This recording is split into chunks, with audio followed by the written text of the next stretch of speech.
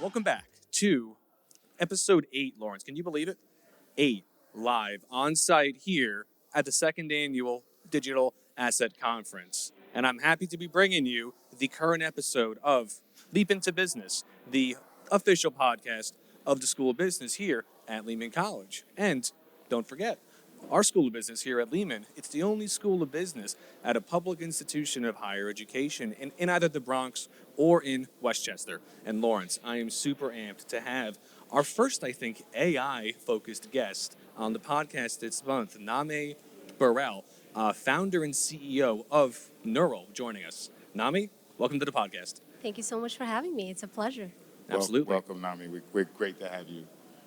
Do I do a little bit? Let me talk a little bit about Nami a little bit. Sure, okay? absolutely. Give a little bio. So let me make her blush, get her a little embarrassed. This is what we do on the podcast. Yeah, so exactly. We make tease sure our guests, make them feel just a little bit uncomfortable. Just a little bit, right?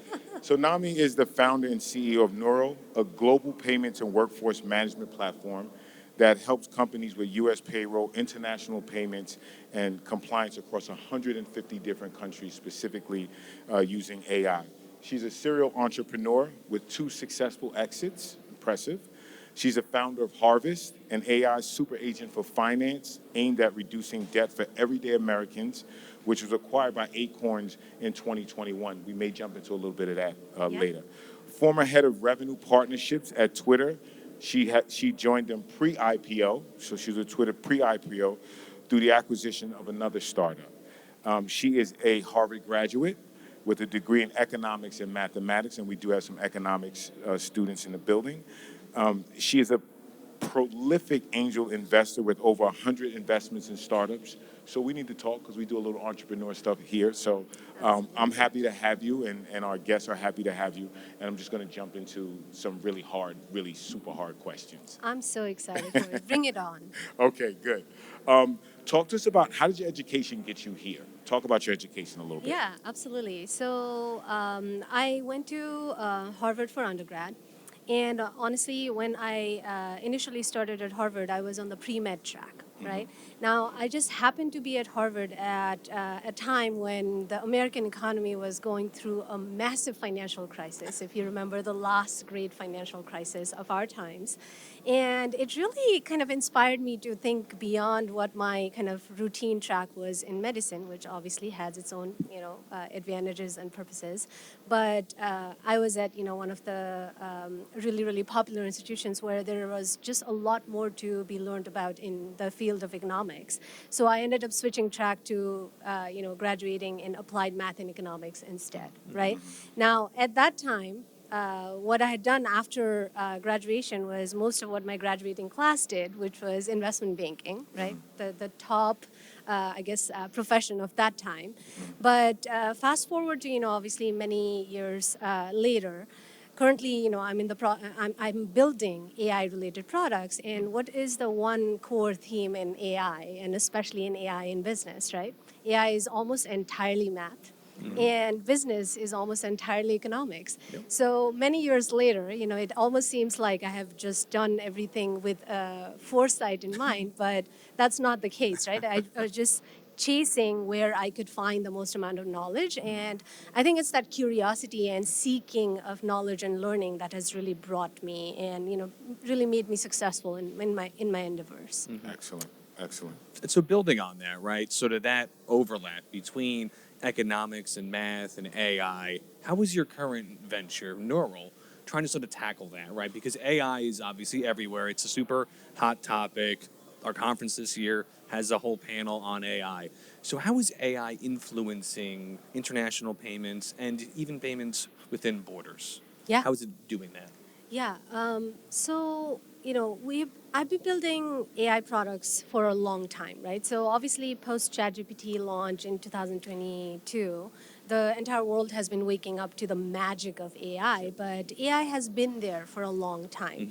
What has happened is in 2018, when I was building my last company, Harvest, which was an AI super agent for consumer finance, at that time we had to do a lot more work to kind of build foundational models internally, do a lot of painstaking data labeling internally, because all of these large language models that are easily available today, like GPT-4, GPT-4o, those were not available at that time, right? So you had to just build everything internally. So what we did was build, those components for specific use cases that we were, building our products on, which was in the field of financial services and specifically related to debt reduction for American consumers, right? Now, fast forward to post-ChatGPT, the world is becoming a lot more democratized in terms of the technological power that can be harnessed by using AI, right? And AI is now being leveraged to do more automation, but not just do more automation, but do more customizable automation, right? Thinking about how AI can be used for just building agents for your specific purpose, right? So on my day-to-day today, right, like I work with 7, 8 different agents that are just doing custom work for me, right? Like, what does Nami need today? Like, do I need content? Do I need legal advice? Do I need to, create, payments-related infrastructure, things like that? And that is the power of AI that I think is possible now that was not possible 4 years ago or even 10 years ago. AI has existed for a long time. But what is powerful today and what is useful today is that it can be entirely customizable to what you, the individual, needs, right? So you will be able to work with your own AI agents, and Lawrence will be able to work with your own AI agents, and I work with AI agents all day long without even blinking an eye, right? That is what is magical about today's experience. And now, how does that relate to Niural and what it is doing in international payments and compliance? At Niural, what we are doing is we're tackling the most important part of payments, which is payroll, right?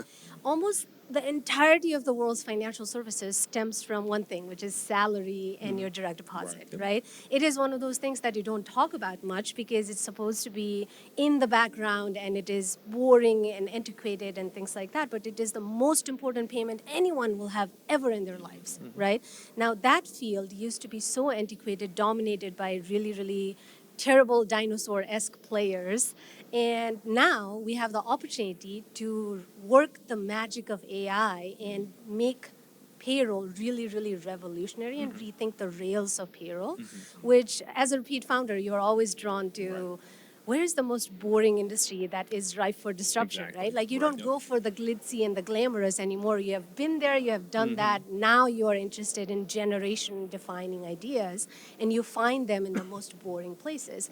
International payments, compliance, payroll is one of those things that has been undisrupted for so long. And now is that, because of AI's watershed movement, you actually are able to build true AI agents into this really complex, nuanced, sensitive payment operation, right? And that's where Niural's AI, kind of capabilities come in. We are the first and the only company, honestly, to be able to actually incorporate AI agents into the payroll experience. And that is unique because most AI agents today are extremely, they're not precise, right?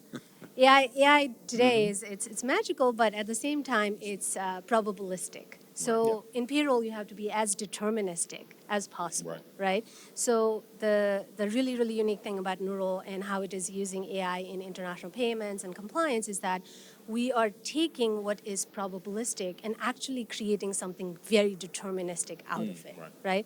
And that is revolutionary. Yeah, that's a big difference. And also, just going back to a earlier point, I'm totally fine having my own custom bots as long as they don't, fire me at some point. No, but and all of that is super interesting, and we have to have Nami back on to walk through those AI differences because that's super interesting stuff and very important understanding how these models work. Yeah. But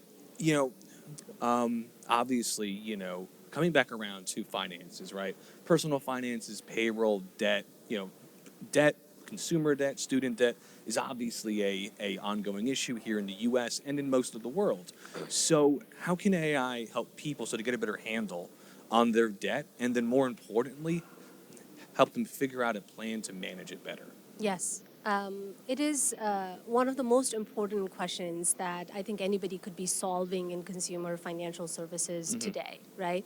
Now, we started our last company, Harvest, exactly with that particular idea. So what it was doing was we're building AI agents for debt reduction. Now, what does that mean?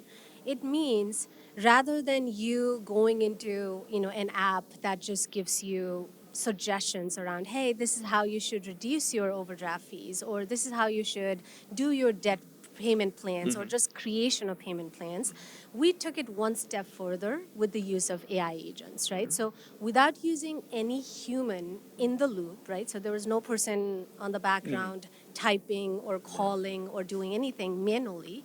An entire AI agent could directly connect with your financial institution after you give it permission to do so, right? Because permission use That's is important, super, yeah. super Yeah. important, right? So if you give the permission to an AI agent to, let's say, negotiate on your behalf, our bot could literally go to Chase, open up a conversation with, Chase's customer support, and do a chain of negotiations that could actually bring you back refunds on your overdraft fees, or negotiate reductions on your credit card APRs. If you have been in the credit building landscape and your credit has improved, it would actually automatically reduce your rates down.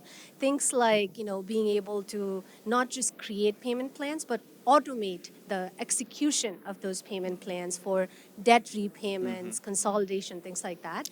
That's what we did in 2018. Okay, so this was That's pre-chat. ahead of the curve. That's it. Ahead of the curve, yeah. absolutely. Very painstaking to build something like that, Right. but Can imagine. it is one of those really amazing moments in which you realize if you can do something like that for, let's say, a niche use case like debt reduction.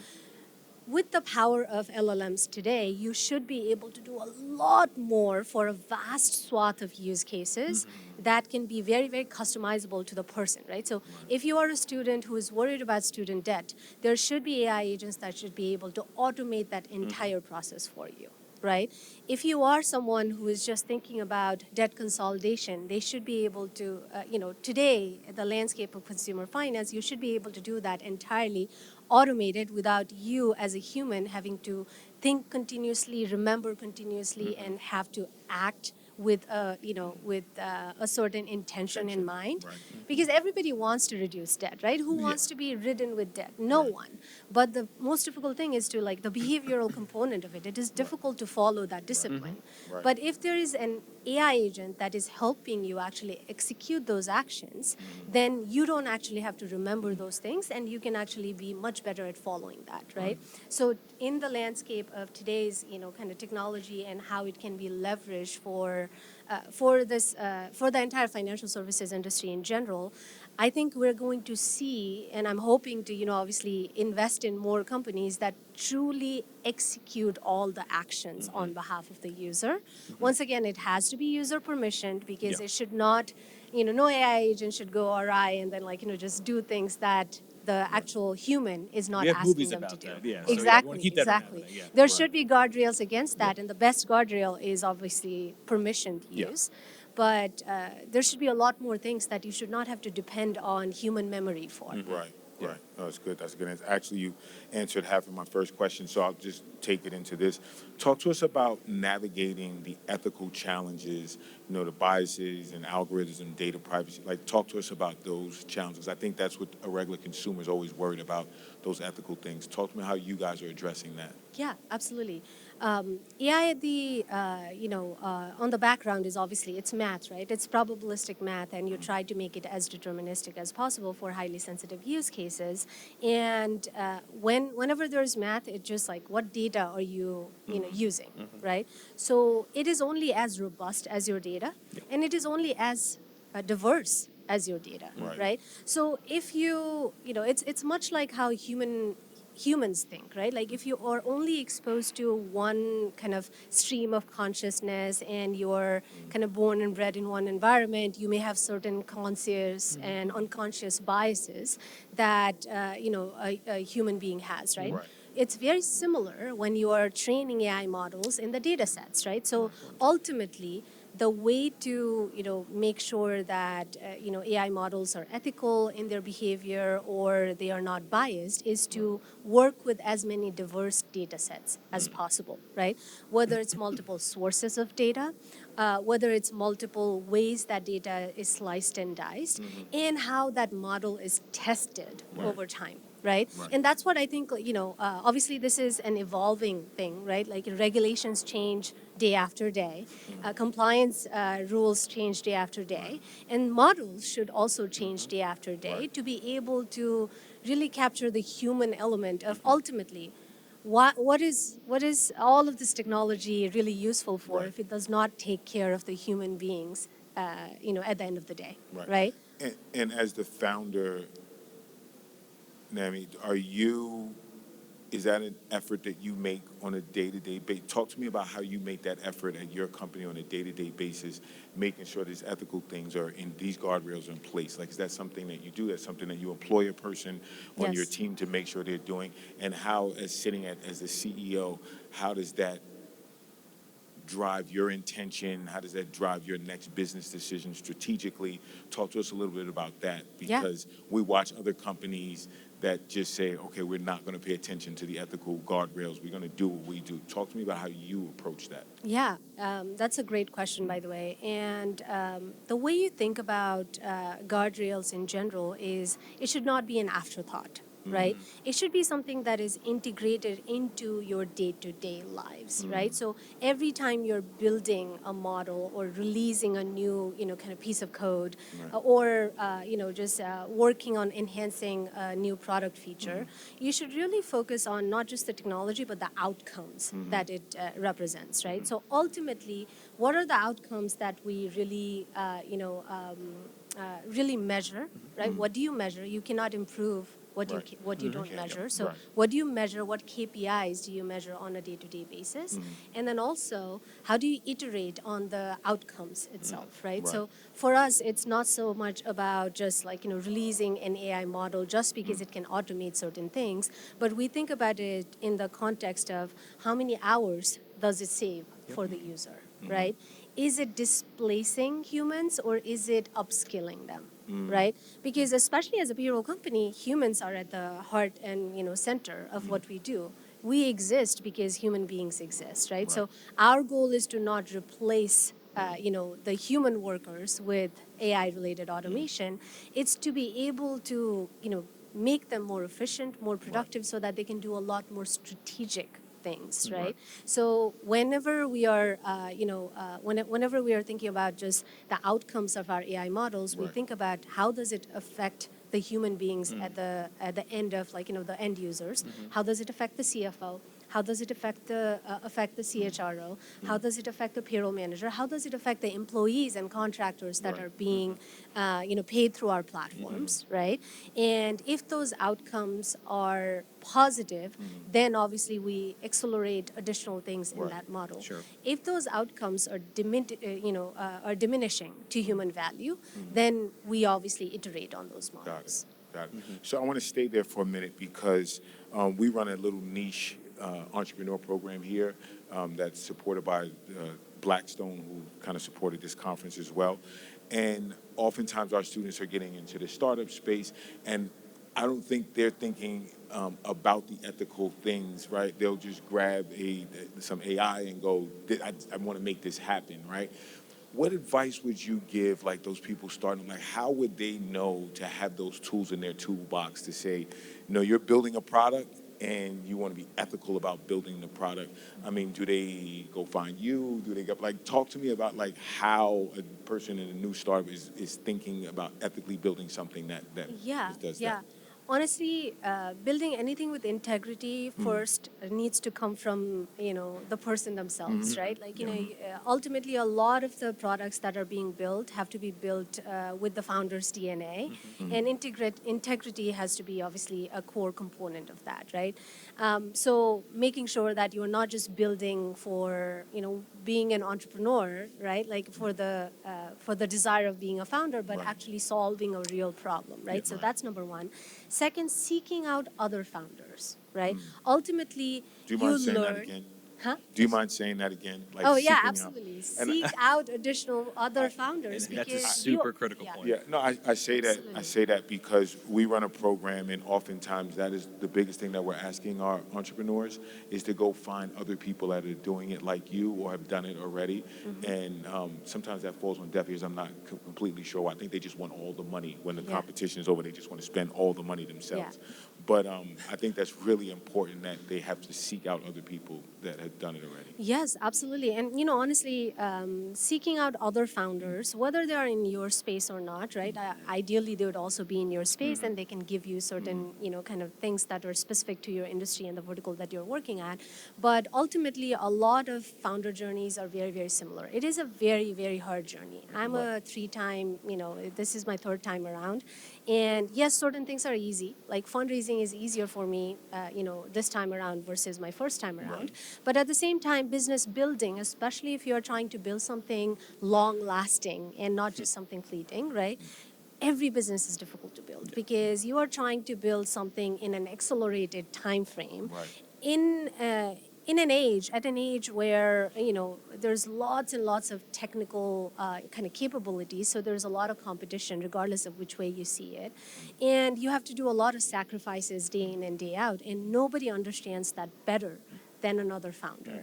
And on that particular note, I would be I'd go a step further and say that you not just seek out other founders, but specifically seek out founders that are one or two stages ahead of you, right?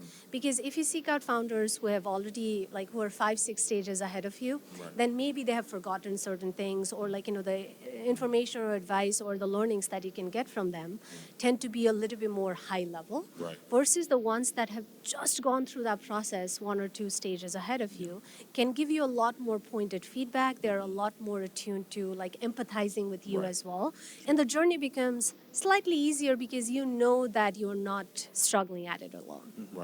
And so, a common point that we bring up on almost every episode, it's that even though our podcast is focused on accounting, finance, business, economics, markets, that every single guest, Lawrence, always mentions the importance of building a network, being able to communicate with people. So even in the field of AI, from a 3-time founder in the AI field, that's still a critical piece of advice. That's a good point. And so, on that, right, our conversation today has focused on AI for payments, AI in debt management, financial services. But obviously, right, and you had sort of hinted at this, that AI in the workforce is bringing some anxiety, right, for people that are going to be impacted by it. And that's totally understandable. So as you are in the AI field, working with companies, talking to other founders, raising capital, all the rest, how do you have those conversations with people who are understandably, if not concerned, curious as to how AI is growing out of just the quantitative field and into more fields that are creative? Now, obviously, payroll isn't usually creative, but as AI sort of moves out of sort of the more sort of classically math-driven fields into more creative fields, how are you having those conversations? Have those conversations come up? And then is that impacting any of the fundraising or any of the other entrepreneurial people out there right now?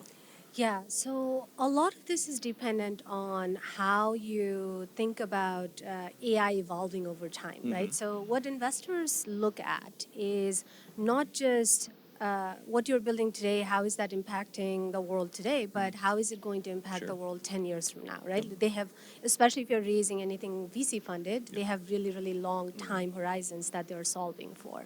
So it is important to kind of go past the narrative of, AI is going to displace jobs or it's going to replace humans and whatnot, because let's say, in just right after ChatGPT was released, everybody thought that the job of a content marketer is gone, right?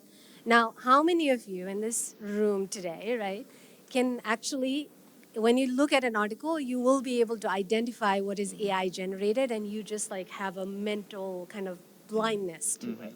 There's many, many, many people who will be able to identify just in a couple of seconds that there is an AI generated content right there, right? So what that means is now people actually value creativity a lot more, right? Now you should absolutely use let's say a content AI agent to be able to create an outline of a content that you're working on. It will get you 50% of your way there, right? It gives you the skeleton.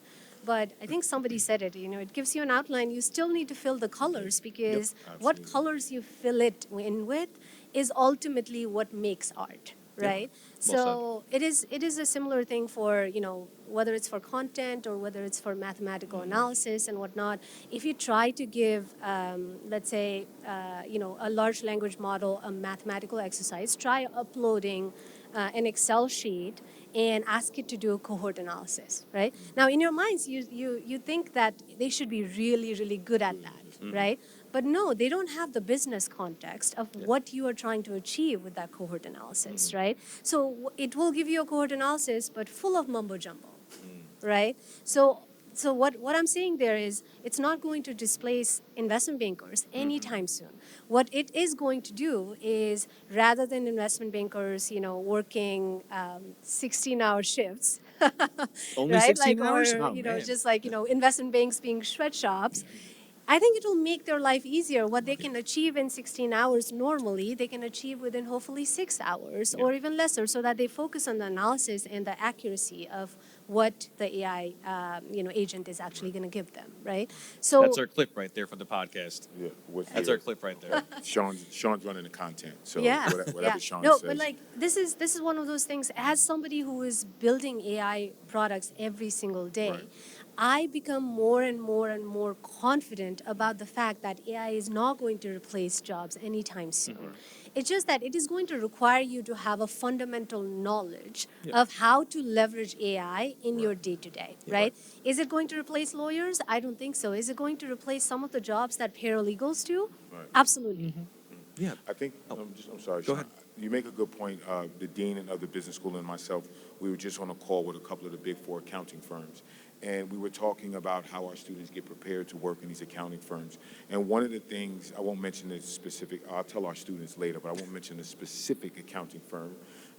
But what we were told is that they're using AI, that our students will have to know how to obviously do prompt engineering, right? Because to your point, what you said earlier, they built all their models. So you don't need to ask somebody, how do I do this or how do I do that? They have these models built in, but you do need to know how to ask the question. So to your point about humans are not going away, we just have to get a little bit smarter, I think is really important for students to hear, because I think that's what you're saying, is that Yes. we definitely have to be the editors-in-chief of our lives with this new AI. Yes, absolutely. I mean, with every fundamental shift in technology, right? Whether it was the move to, to the internet or to the cloud or now to AI, there is a certain amount of, education that you need to have to be able to use it, right? So, how to use computers was one part of education that people had to, learn, right?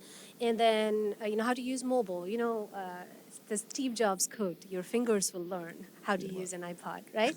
Like, similar to that, you will learn how to leverage AI better, but I don't think it's going to do anything powerful without having human creativity at the, center of it. at the center of it. Because ultimately, um, you know, ultimately, the most important things in life, the most important decisions are made not in vacuum, not with just, one paper sheet that is fed, to a computer. It is made with a lot of creativity and a lot of context. And, it's just the same way, cameras have become very, very advanced over time, right? Yeah, We like have amazing right here, yeah. cameras on our phones. We have amazing cameras here. But does it really do the job of what the eye does? I don't think so, right? Like, you look outside and look at, appreciate nature's beauty. It's just not the same with the camera as it is with your eye, right? The same thing it happens with human brain. Human brain is very, very capable of piecing together multiple different things. Now, we're in the business of neural networks for payroll. Like, I believe that neural networks will bear intelligence, but at the same time, super intelligence lives here and not just in code.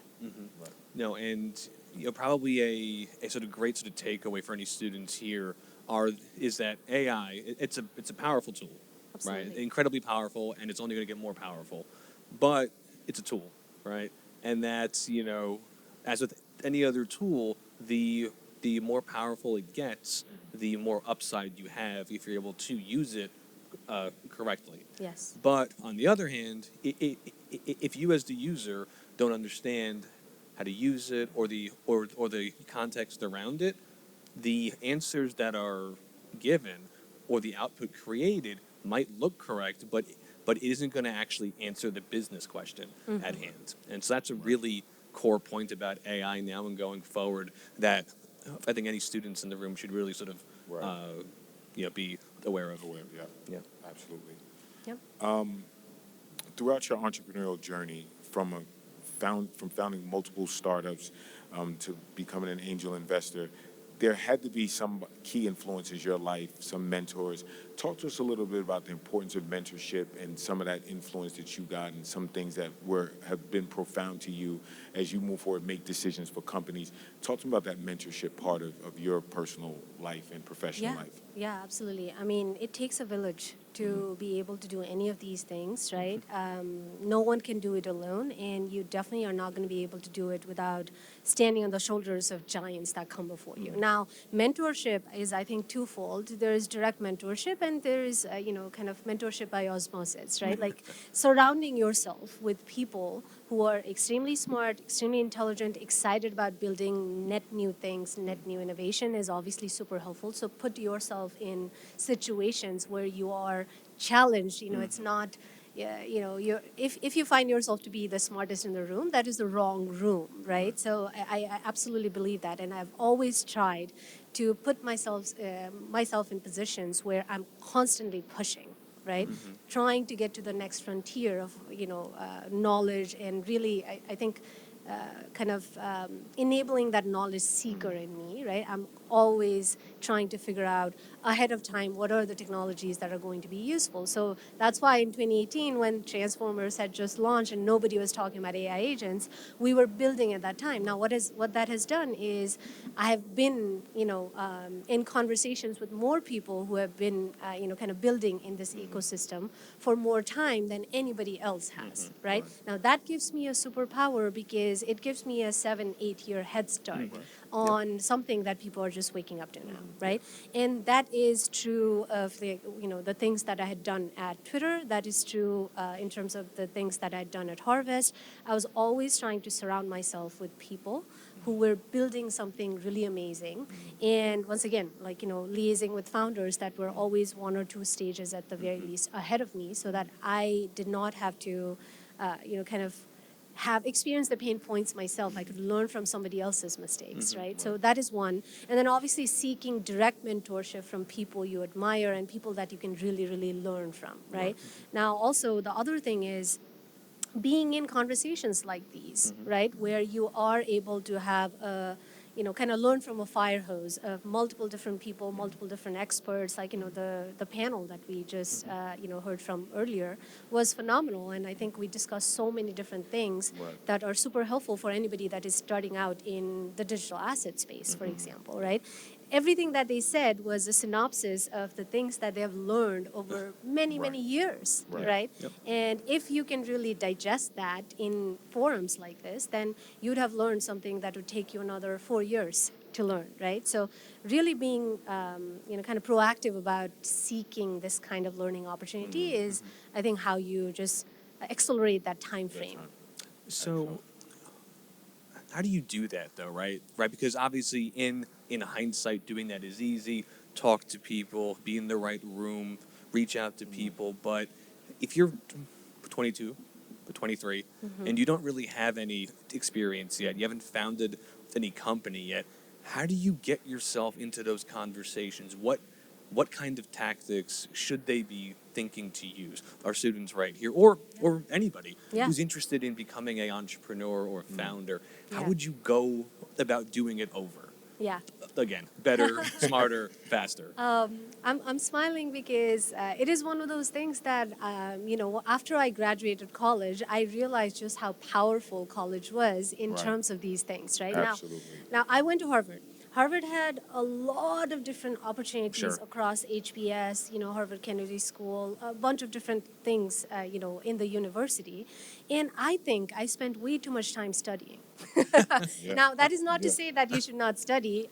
Your GPAs are important too. It is one of the things that, people will see and, kind of benchmark you on. That said, there are things that you really need to balance out with, right? Like, once again, the fact that something like this, a conference like this is happening here, right?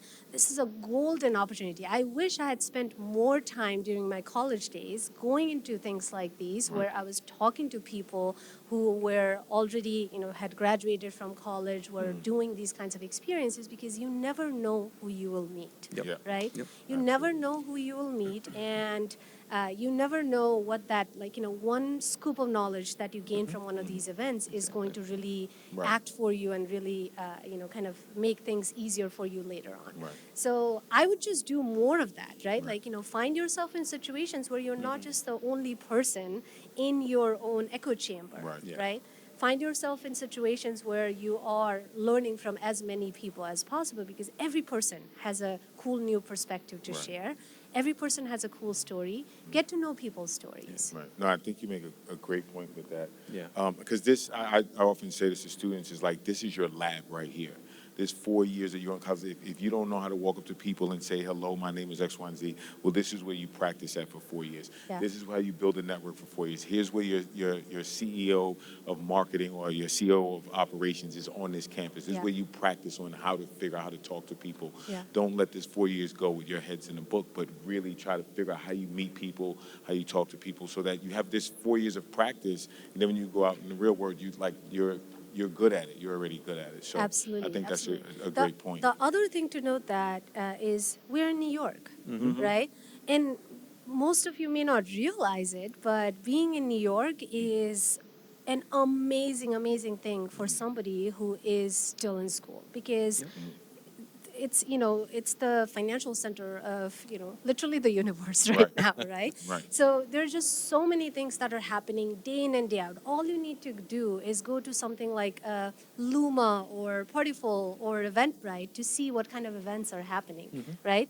And you don't have to go into every single event. You Right. do not even have to go to 90% of the events there, but make it a habit to go to and attend people outside of your kind of just general Right. clique or circle, because there's just so many things out there that rest of the world would be just aching to get that opportunity. Right. And because we are all in New York, we tend to kind of be sort of blind to, we're here, we can go there every single day. Like, it Right. doesn't matter, I'll go there next time, right? Like, that is Right. the mentality. Yep. But people would die for an opportunity like this, right? Like, there are lots and lots of people, students all over the world, who don't have that kind of opportunity, and you have it. So leverage where you are. Excellent. Yeah. Good point. We have an oddball question that we always ask our guests, right? Yeah. To bring it back to the person too, right? Because obviously talk about AI and career development, personal development is all great, but you're also a person too, right? Behind everything else.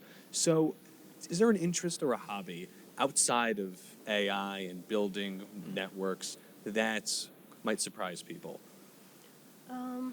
I don't know if it's surprising, You're because spending too at much the end of time the at day, the I'm a company. Spending too human, much right? time Like, in I the mean, lab. Way too much time at the company. You gotta have There's no pickleball or anything? crocheting. You don't. I cook a lot. Okay, let's talk about And it. it is one of those things that is very de-stressing, right? Like, It depends, though. ultimately- Sometimes I get stressed out when I'm cooking, I- and then I'm burning absolutely. everything, and then I get yelled at. So, Yeah. not always de-stressing. Usually I'm the one doing the yelling, Okay. so maybe it is de-stressing because of that. Venting it. But I think it is always helpful to have things that are very different from your kind of.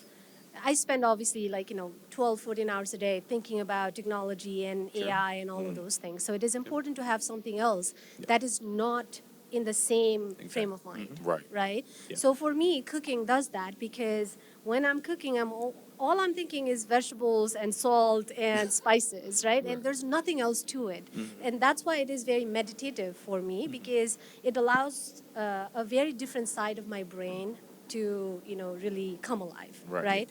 And for you, once again, it could be pickleball, it could be just taking your dog for a walk to the park, could be multiple different things.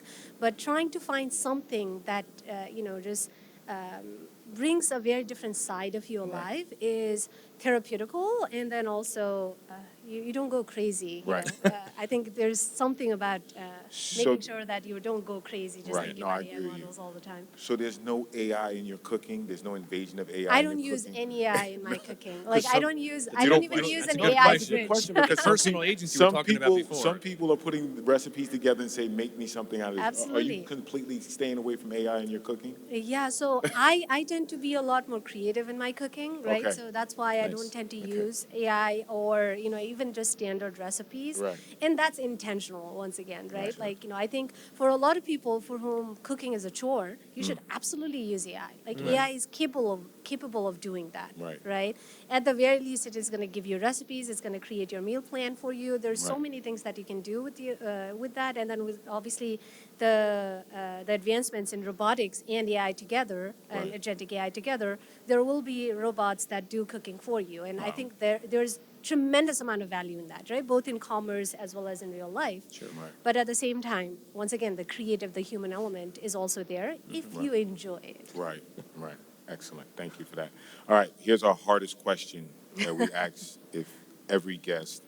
There are three metaphorical bones in business. There's your backbone, which is your decision making. There's your wishbone, which is a little bit of luck or serendipity, and your funny bone, which is your sense of humor.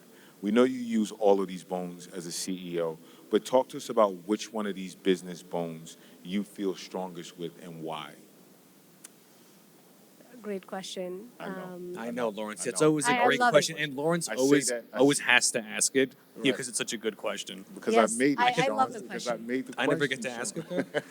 I don't think you'll be able to ask that. No, one, no, Sean. I couldn't pull it off. I'm sorry. I'm sorry, Nami. I'm sorry. No, we go You should through find this. your own trademark. Seriously, question. yeah, I should. I should. And Lawrence, you I should should trademark this question. Absolutely, Yes. 1,000%. So three bones, right? So the decision-making bone, funny wishbone. bone, and Kind the of your luck. serendipity. Yeah, serenity. Yep. Obviously all three things are important. But I've never been so much of a person who really believes in luck or serendipity as much as making sure that you are working hard enough and putting yourself in circumstances where it's like catching lightning, right? Yeah. Like Yeah. you Right. have to put yourself in circumstances where you are Right. more prone to luck, right? So I would pick the other two, right? Right. So obviously the most important one I think is the decision making, the backbone, because as a founder, you make difficult decisions every single day. Right. Whether it's about, do I make this hire or not? Do I do this fundraise or not? Do I build this? Do I launch this product or not?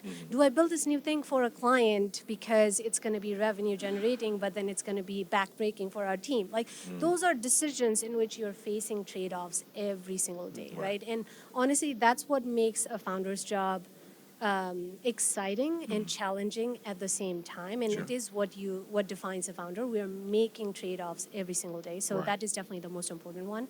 But the funny bone is also a very, very crucial one, and I would say it's not so much about a sense of humor as much as it is about a sense of optimism, right? a good point. Regardless of all the stacks, the odds stacked against you, as a founder, you're usually the least capitalized, the most overworked as a startup in general, right? Right. Because you're always, if it's something worth doing, you are either building something net new or competing against giants, right? Right. Yeah. Both of which are very, very difficult to do. So then, what is important is to really be able to think for the long term while still building, innovating every single day. Right. And you need to have a sense of optimism. You need to be more optimistic than anybody else out there because the world is saying, you cannot build this. This is too hard to build. Why hasn't it been done before? I'm not going to be able to give you money, or you're going to need to raise a lot more money. All sorts of flavors. As a founder, you'll go through that process. Right. It's super important to have a sense of optimism. Otherwise, you're just not going to succeed at Right. this. Do you ever just sit back? Because I'm a big believer in serendipity, right? And in my own reflection, like this guy right here to my right? Oh, I me. would have never. I just think our universes kind of aligned together, and Yeah. we both had some really core values. Yeah. But I couldn't call that 2 years ago or 3 years ago. Do you ever, and so I feel like it's serendipity. I was actually, Sean and I were prepared to do these things that we do. Yeah. So it was kind of luck and serendipity. Do you ever sit back, because I believe in that sometimes there's just nothing we can do. The universe will bring align these kind of things together. Does that ever go, like, do you?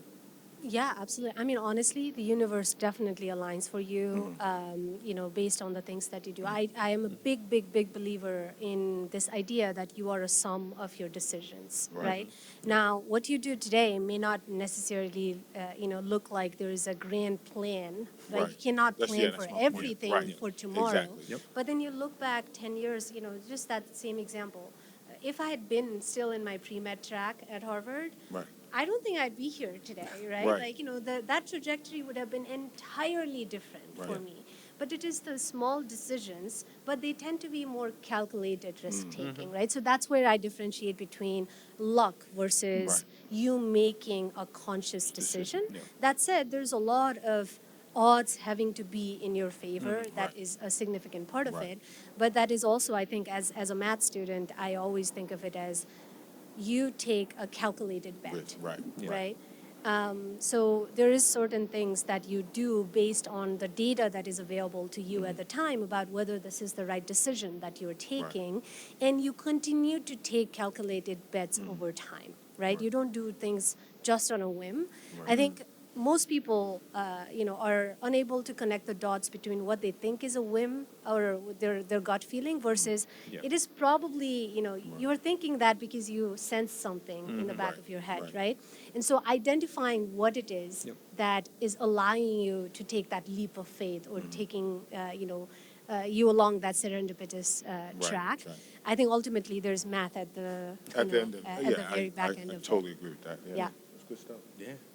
Yeah. Well, Nami, this was a wonderful conversation. Thank you so much for coming on site for a live podcast. Yeah. Our first live one on site here on campus, Lawrence, We gotta I do think, more. right? We gotta do more Gotta of do these. more live at the second annual Digital Asset Conference. Nami Baral, it was an absolute pleasure having you on. It was an absolute pleasure you being so here. Thank you for doing this Absolutely. and having me here. And I think this is such a golden opportunity for all the students here on campus as well. Like, please understand what an incredible opportunity this Absolutely. is because you need to leverage it more. Thank you so much. Thank you so much. Thank you. Thank you.